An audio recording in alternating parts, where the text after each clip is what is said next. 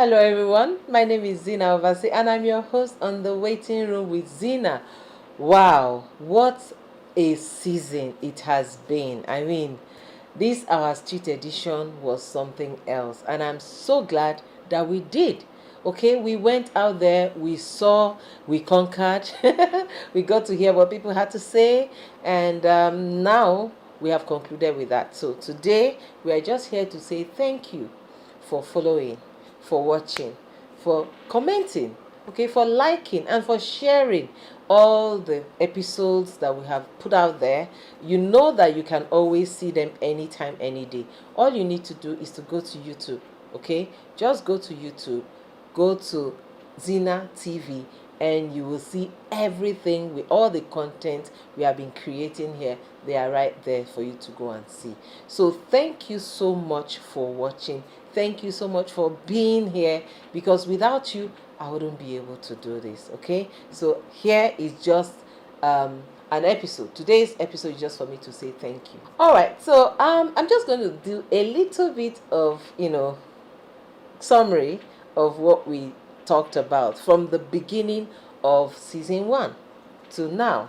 Okay, because we did season 1 some episodes, and after that we went on the street and did the waiting room with Zyna street edition. Okay, so I'm just going to remind you of what we talked about. Don't forget that you can see any of this and watch it full if you go back to the YouTube and catch up. All right, so we talked about my waiting experience. For those of you who don't know, I waited for 17 years until God blessed me and my husband with a beautiful baby, and she's 2+ now. She came during the pandemic through adoption, and we are grateful as I can ever be. Every day I wake up in the morning, I thank God for her, and I tell God I will never go a day without saying thank you, because every day I see more reasons to thank God for giving me this precious gift. Okay, so and I'm wishing that everyone who is waiting gets to experience what we are experiencing right now, because the joy of having this child in our home, nothing beats that joy. So I wish it for everyone who desires to have that. We talked about my experience. I talked about the vision and the reason why we are doing this. Okay, the vision behind it, the reason behind it, which we did explore. Remember, you can always go and catch up, okay, on all of these topics. We also talked about what to do when you're waiting. Sometimes people are in this waiting room, they don't really do anything. They just stay there and they wait and they pray and they cry and they go out for altar calls in churches and they give out prayer topics. They go and collect handkerchiefs. They do all sorts of things and they are waiting. And then when I approach and ask them how long they've been waiting, and they tell me 4 years, 5 years, 6 years, and I'm like, okay, what did the doctor say? They're like, no, no doctor, we're just believing God. And I'm like, no, you don't. Who certified you a waiting couple without going to the doctor? You need to go and find out why you are waiting. It might be something very simple and something very cheap that the hospital will help you out with. Okay, so you need to do that. And another thing I advise people to do while they are waiting is also to try and be productive. Yes, you are waiting for children. You are complaining that adoption is expensive, surrogacy is expensive, IVF is expensive. Yes, but what are you doing? You have just one source of income. Haba, you don't have children. Why are you having one source of income? This time that you have in your hands is for you to go and make money. As you're working, start a business.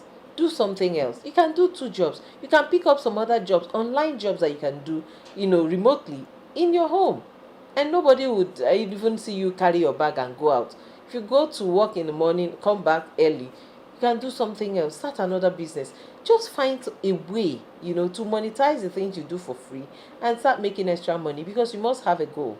At the end of the day, you might be going for surrogacy or adoption or IVF or any of those ARTs, which is assisted reproductive treatment.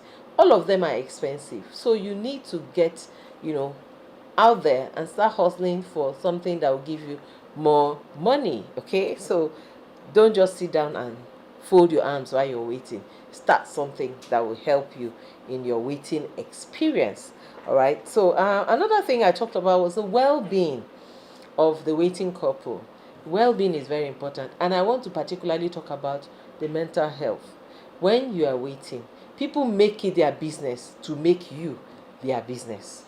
They will come to you even if you don't want. See, I always tell people to take that thing that they are bringing for you. When they are bringing it to you, for you to take it is actually your choice.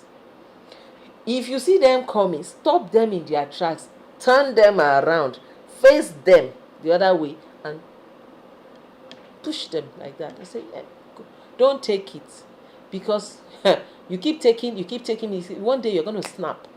Okay, so learn to deal with these emotions in a way that you don't bottle anything in, because people come and give you trash, you collect and bottle, one day they will explode, and who is it going to hurt? You. So you don't have to take it. No, not from in-laws, not from husband, not from wife, not from anybody, not from neighbors, or you're not in competition with anyone. Your life is your life, and God is the giver of children. So you have to make sure that you don't allow anybody put you inside that bottle where they want to fix you.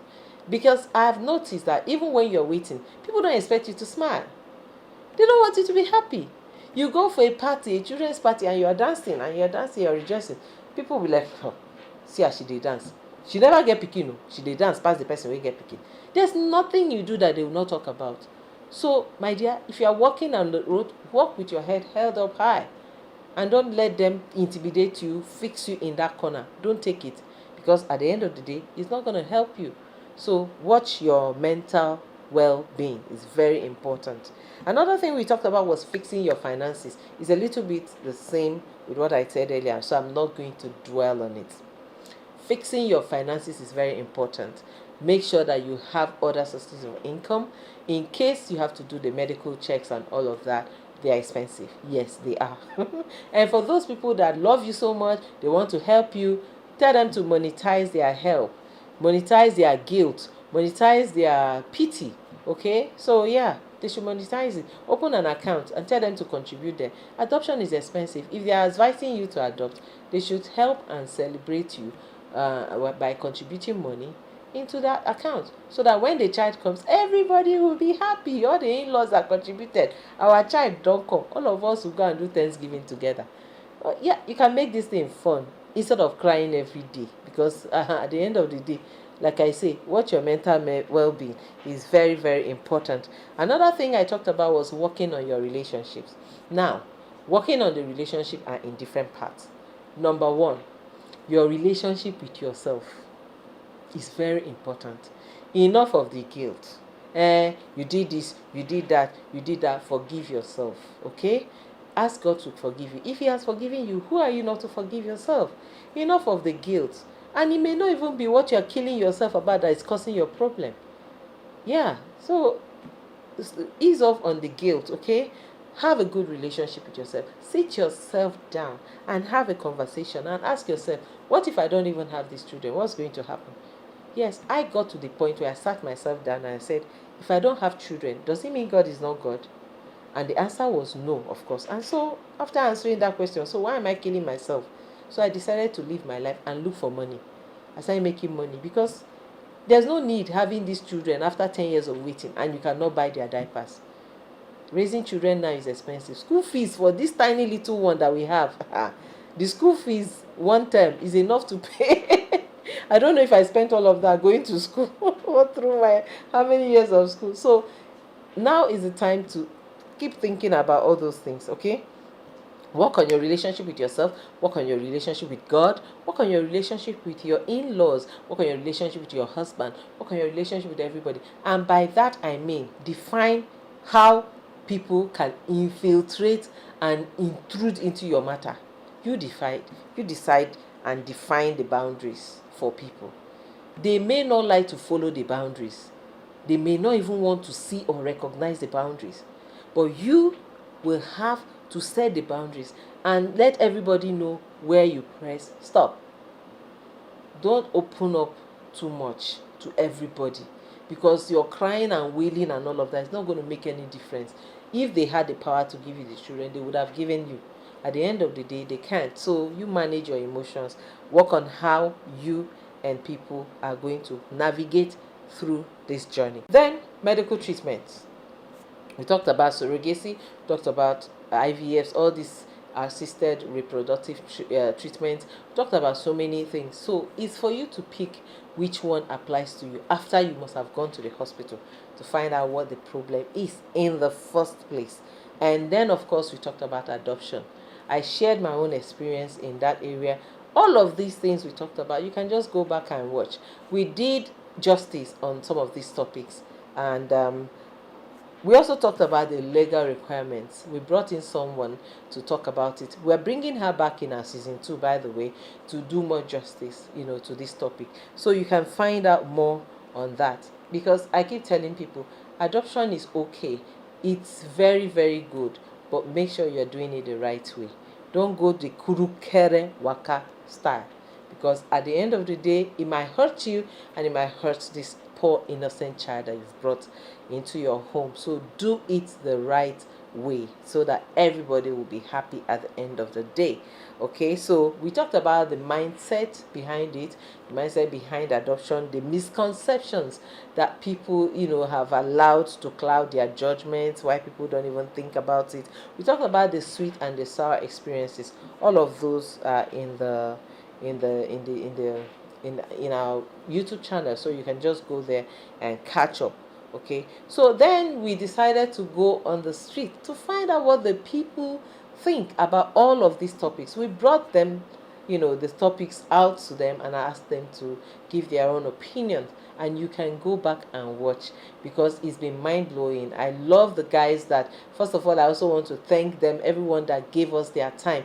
That small 2 minutes, 5 minutes you gave us has made this program what it is today, and we are grateful. So guys, go back and watch so that you get to know what these guys have to say.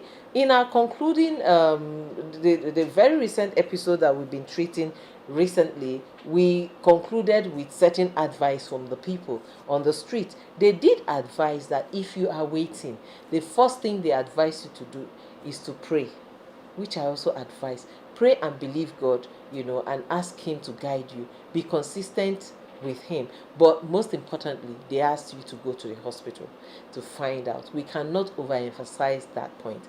Go and find out why you are waiting and know if there is anything medically possible for you to do. And like I said earlier on, they might be very, very small, very minute things that you need to do, and that will help you take care of that. So take care of yourself medically, and please, husbands, don't say because in my family my father had 10 boys, my mother had this, that one, that you will not go. Please go. Find out what is wrong, and whatever the doctors advise you to do, please do it so that you can put a smile on your wife's face. Okay, that's it. Now, for our next episode, for our next season rather, we have some interesting things we want you to take note of. Going forward, even from now, we're going to be having certain rewards on our shows. We may not be coming to you immediately with our season 2 because we're going to take time before we come back, but always coming here will give you certain benefits like rewards for watching. Sometimes we're going to post some questions and ask teasers and all of that. So if you keep coming back here, you will get to know what's happening. So we want you to don't stroll away. Just want you to come and be a part of what we're doing here. Be consistent with us, always coming around to watch. You get certain rewards, you get certain gifts that will be dropping here. I can't tell you much about them now, but you just need to keep coming so that you see what's in there. We also have private consultation for those who have been following us, especially from season 1, and those who will be consistent from now. Okay, so how do you become consistent? Watching. At least every week, come in and say something, type something, like, love, share. We'll see all of that. So you can come and call us for private consultation. We can take care of some certain things, some questions that you don't want out in the open. You can DM us and we can give you that private time. And we also want you to know that if you want to adopt, we can also help point you in the right direction so that you can get the right people to help you achieve what you are looking for. All right, guys, these very, very, very recent topics, we did some very interesting things. We went out on the street and we asked people about the roles that in-laws should play. I mean, this particular topic is very important to me because I've seen a lot of people being victimized by their in-laws because they don't have children, and my heart always goes out to them because I don't know what that feels like. I didn't experience it, and I can't wish that on my worst enemy. So we did go out and we asked people, and they did advise us, please come back and watch it. You'll be so happy that we have people like this in this time who are this progressive in their ways of thinking. So we talked about the roles in-laws should play in the lives of waiting couples. We also talked about the options, and these guys, they were even dishing out the options. I was so happy, like they were telling us surrogacy, adoption, ART, that is assisted reproductive treatment, which covers IVF, ICU, and all of that. They were just dishing them out like that. We even had some people who experienced waiting themselves, and they shared their own experiences and what they did medically and helped them. So we were so happy to have interviewed them. Come back and watch. You would just be so proud of these people. We talked about mockery. That one. When you are waiting and people take it as their business to remind you every day that you don't have children. You people that do this, may God have mercy on you. I am praying for you that you will change, and I'm praying that you don't get to experience what you are this pain that you're causing these women, because most of the time it's the women that they do this to, especially in-laws. And then you see, maybe you are a senior brother's wife, you don't have children, and the boys that you met in the family are now men and married and now have kids. Their wives will take it upon themselves to remind you every day that you don't have kids. May God have mercy on such people.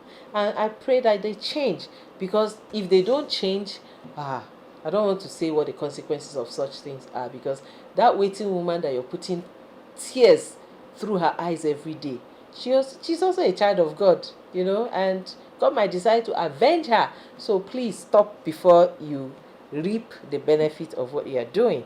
And then, of course, we asked them to advise the waiting couple, which they did. And we also asked them, how did they cope in their waiting experiences? Some of them that waited, they gave us their advice. So all of these topics we discussed are all in our YouTube channel. Just go there, search for them and watch. Remember, it's Zyna TV. Okay, subscribe while you are at it. Just subscribe, like, share, comment, and hit that notification button so that you will be a part of whatever is happening. Because after this episode today, we're going to take a little break, but that doesn't mean that the channel is shutting down. More activities are coming up. We even have more content coming up. Something else I'm not going to share right now is coming up very soon on that same channel. And then for the season 2, because we're still coming up with season 2 of this program, the waiting room with Zyna. Season 2 is coming with a lot of things. We have talked about the experiences, we have talked about what the people feel about it. Now we are going to see the practical aspect of it. So the sneak peek of what we are coming up with is interviews with medical practitioners. So we're going to meet them, we're going to talk to them about this topic. They will tell us from their own viewpoint what waiting couples should do. We're also going to meet a surrogacy consultancy agency. We're going to meet her, and you will hear from her directly right in her office what she does and how she helps people. We're going to meet with adoption people. We're going to meet with adoption ministry workers to talk about adoption, the links and connections and all of that you get to see in our season 2. And then, of course, we're going to meet people who have waited. Those who were mocked, those who were laughed at, who finally had children, those who are still waiting. We want to get to know them one-on-one. Get to know what they went through, the experiences and the pain of waiting. That is when you understand that it's not good to mock people, because most of them, they don't talk, they don't share their experiences, and you just think it's okay because they don't come out and cry in the public. You feel it's okay, and then you make it your journey, your journey in life, to just remind them every day. without knowing the pain that you're causing these people. So we're going to meet them one-on-one and ask them to share. Those of them who are willing to share, they're going to share their experiences and how they navigated through their waiting experiences, for those who have kids now and for those who are still waiting, because some of them are still waiting as we speak, and they're going to share their experiences. And I believe that after that, a lot of people will get to know more about what the waiting experience is, about. At least, I don't pray that you experience it, but at least you can know what people go through when they say they are waiting. All right. So that's what our season 2 is going to look like. But from me now to you, I am saying thank you for being a part of what we have been doing. And please don't stop. Keep those comments coming, keep the likes coming, and keep sharing and telling everyone you know about our program. We are here to help everyone who is in the waiting room, at least to have that succor and have that support system that you are not alone. Remember, children are a gift from God. You cannot give yourself that gift. God gives them to you. However He gives to you, receive with thanks and be grateful. And do not judge those who do not have the ability to carry and birth just like you did. So as they all come together to thank God, let us be grateful that He's the one that gives children. From me to you is thank you. And like I said, don't forget, keep those notifications coming, keep the likes coming, keep the comments coming, and don't forget, my name is Zyna and I love you. God bless you. Bye.